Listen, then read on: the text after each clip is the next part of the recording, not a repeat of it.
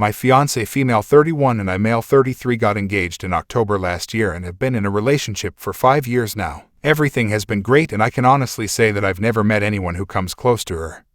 She's been the love of my life for sure. I've known her most of my life. We grew up on the same street just round the corner from each other. Her mum and dad still stay in the same house and I still stay in the same house I grew up in, which my mum left to me when she passed away in 2014. We still don't officially live together yet, but for all intents and purposes she lives here. Her parents and her are really close though, and she still has her bedroom there and will occasionally spend the night there, but she's never away from here. Anyway, this morning I decided to go take a walk down to the shops to buy some things, and as I was about halfway down 15-minute walk I realized I had forgotten my face mask. Masks are mandatory here in shops since 10th of July, so I had to walk back and get mine. When I walked in the door to grab the mask from the kitchen table, I heard her speaking to someone loudly on the phone in the living room, and she said, "Yeah, but David will always be the love of my life." David is her ex-boyfriend. I don't know a great deal about him, but I know they were in a relationship for 2 years and it ended a year before we started dating. He also dumped her. I just grabbed my mask and walked back out, and just as I got to the shops I felt weird and I had to sit down as my mind was going in 1,000 different directions. I eventually got back home and immediately told her I feel sick and sent her back round to her parents' house as I didn't want her about as I was ill. I'm now lying in my bed wondering what to do, to be honest. I know she didn't do anything wrong.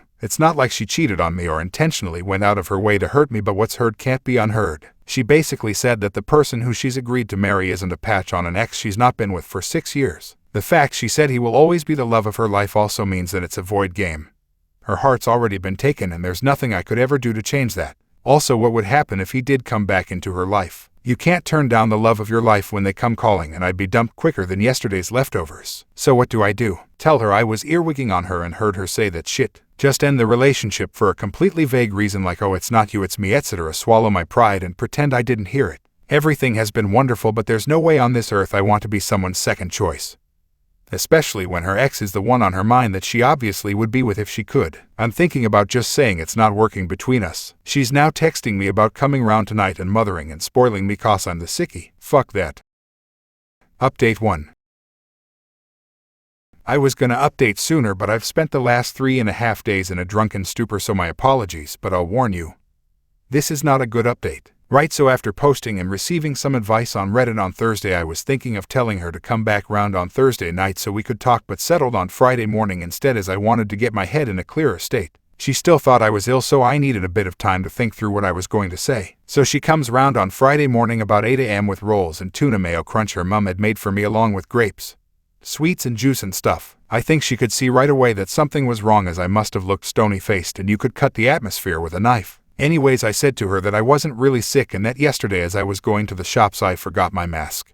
Had to come back to retrieve it, and when I got in to get it I heard her talking in the other room about David. Her face went completely pale and she started welling up, so I instinctively stopped talking and just stared at her. She then runs into the toilet, locks the door and starts hysterically crying, and alarm bells are going off all over the place in my head. Her reaction made me think she didn't know what I heard, so she must have said some other shit about him as well. I chapped on the door and told her if she has any aspirations of saving this relationship she had better tell me everything right now. 30 minutes or so go by and she finally comes out dabbing her face with a tissue and tells me David got back in touch with her 4 or 5 months ago and she had been sleeping with him once or twice a week since. I said on my previous post she will occasionally go and stay with her parents. It's usually about once a week.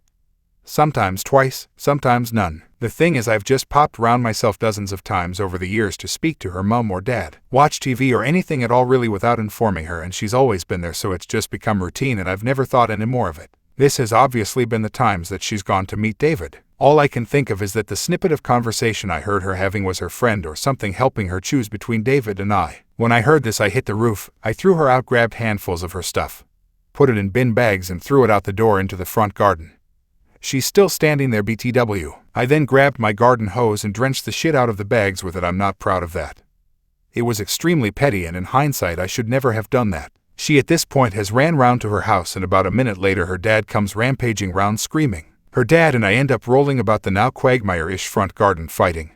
At about 9 a.m. in the morning no less. Police vans and everything ended up turning up and half the street was out because of the rammy. Afterwards I blocked her on everything and went to my friend's house where 3 of us spent the weekend, and Monday they took off work. I'm on furlough drinking. When I got back in the house this morning I noticed she had been back in the house at some point. Made the beds, done the washing and ironed. I have no idea why she'd done this. As I'm writing this she's tried to get in again.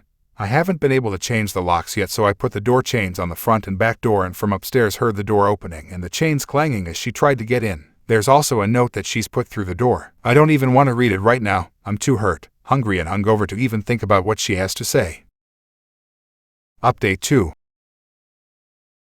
Sorry for the belated update, but I'm in a bad way right now. I'm half drunk as I write this, so bear with me. Since everything that has happened, things have took a turn for the worse. As many of you mentioned I should do, I sent an email to her father, explaining my side of the story and apologizing for taking things public and embarrassing his daughter, but as I said previously, I acted instinctively. I didn't apologize for fighting him as I was reacting to him coming at me. He basically told me to fuck off and accused me of biting his ear for some reason. So that's what was stuck in my teeth. I joke, of course, if you don't laugh, you'll cry. About a week ago I went outside to find my car keyed right down from the passenger side wing mirror round to the boot. Last Sunday I was walking down the road to meet a friend at the Arches, a place where we occasionally hang out and walk from an arched bridge, and as I was turning the corner the local mouth gossip called me a disgrace. I said, how am I disgrace? And she told me that I'm a disgrace for beating up my ex-fiancé. Let's just be clear here, I've never laid a finger on her in my life. Either her father or someone else is perpetuating this lie, and me throwing her shit out and hosing it has obviously given this an authenticity. I haven't spoken to my ex and she hasn't tried to contact me anymore. I think they're all on the same page now. That I'm the bad guy. I've got the ball rolling in putting my house up for sale. I can't live here anymore. I wish I still had my mum to lean on. She would make things better. Sorry for the shit update. Final update.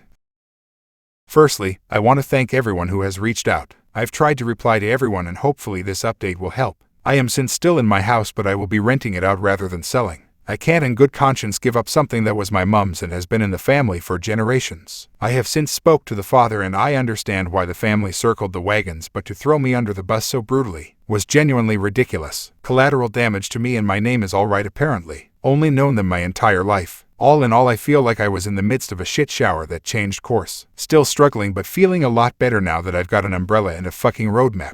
Also would like to note that I posted on social media giving my side of the story. Whether or not that was right or not is up for debate, I guess, but it was after I had let those close to me discreetly spread it first, so I felt the time was right. Her side are still singing off the same hymn sheet, but hoping neutrals will see things from my side. My close pals have been incredible throughout all this. But that's why they're close pals, I guess. Anyways, cheers. Another update. Well, it's been over a year and I have since moved out my house and am now renting it to a nice older couple.